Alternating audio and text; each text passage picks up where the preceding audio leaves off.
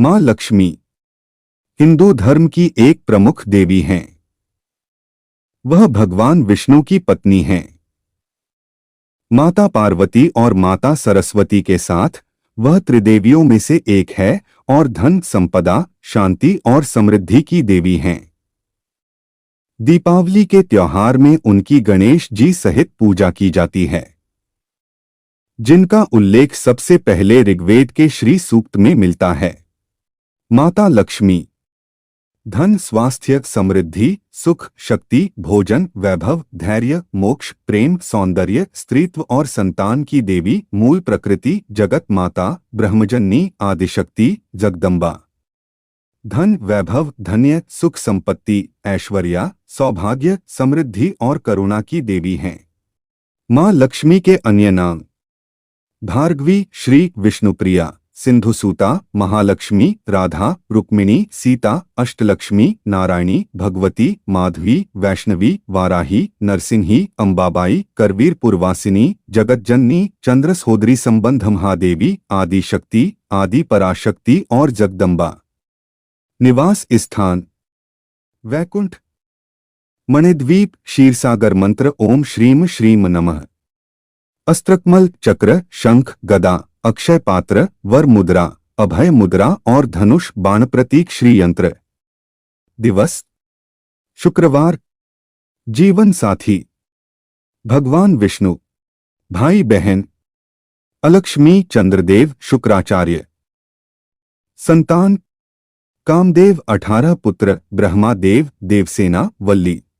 सवारी उल्लू, गरुड़, शेषनाग और कमल। गायत्री की कृपा से मिलने वाले वरदानों में एक माता लक्ष्मी भी हैं। जिस पर यह अनुग्रह उतरता है वह दरिद्र, दुर्बल, कृपण, असंतुष्ट एवं पिछड़ेपन से ग्रसित नहीं रहता। स्वच्छता एवं सुव्यवस्था के स्वभाव को भी श्री कहा गया है। यह सद्गुण जहां होंगे वहां दरिद्रता, कुरूपता टिक नहीं सकेगी। पदार्थ को मनुष्य के लिए उपयोगी बनाने और उसकी अभीष्ट मात्रा उपलब्ध करने की क्षमता को लक्ष्मी कहते हैं। यूं प्रचलन में तो लक्ष्मी शब्द संपत्ति के लिए प्रयुक्त होता है, पर वस्तुतः वह चेतना का एक गुण है जिसके आधार पर निरुपयोगी वस्तुओं को भी उपयोगी बनाया जा सकता है। मात्रा में स्वल्प होते हुए भी उनका भरपूर लाभ सत्प्रयोजनों के लिए उठा लेना एक विशिष्ट कला है। वह जिसे आती हैं उसे लक्ष्मीवान, श्रीमान कहते हैं। शेष अमीर लोगों को धनवान भर कहा जाता है।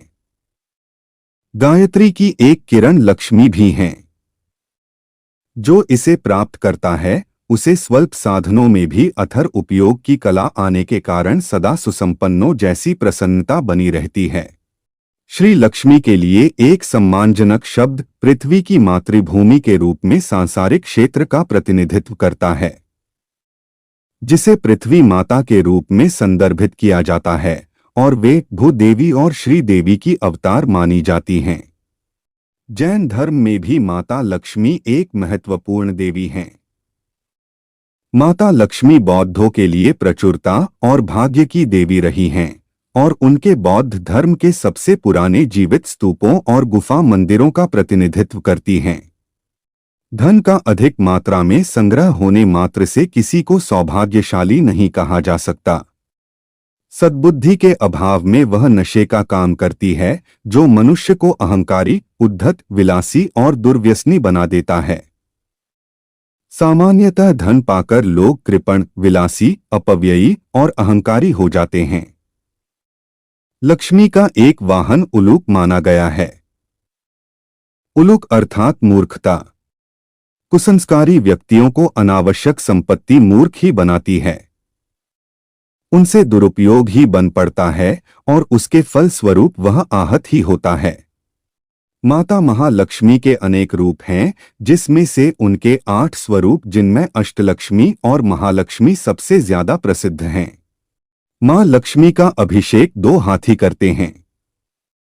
वह कमल के आसन पर विराजमान हैं। कमल कोमलता का प्रतीक है। माता लक्ष्मी के एक मुख, 4 हाथ हैं। वे एक लक्ष्य और 4 प्रकृतियों, दूरदर्शिता, दृढ़ संकल्प, श्रमशीलता एवं व्यवस्था शक्ति के प्रतीक हैं। 2 हाथों में कमल सौंदर्य और प्रामाणिकता के प्रतीक हैं। दान मुद्रा से उदारता तथा आशीर्वाद मुद्रा से अभय अनुग्रह का बोध होता है। वाहन उलूक निर्भीकता एवं रात्रि में अंधेरे में भी देखने की क्षमता का प्रतीक है। माता लक्ष्मी का जला अभिषेक करने वाले 2 गजराजों को परिश्रम और मनोयोग कहते हैं। उनका मां लक्ष्मी के साथ अविच्छिन्न संबंध है। यह युग्म जहां भी रहेगा वहां वैभव की, श्रेय, सहयोग की कमी रहेगी ही नहीं। प्रतिभा के धनी पर संपन्नता और सफलता की वर्षा होती है और उन्हें उत्कर्ष के अवसर पग पग पर उपलब्ध होते हैं। गायत्री के तत्वदर्शन एवं साधना क्रम की एक धारा लक्ष्मी है।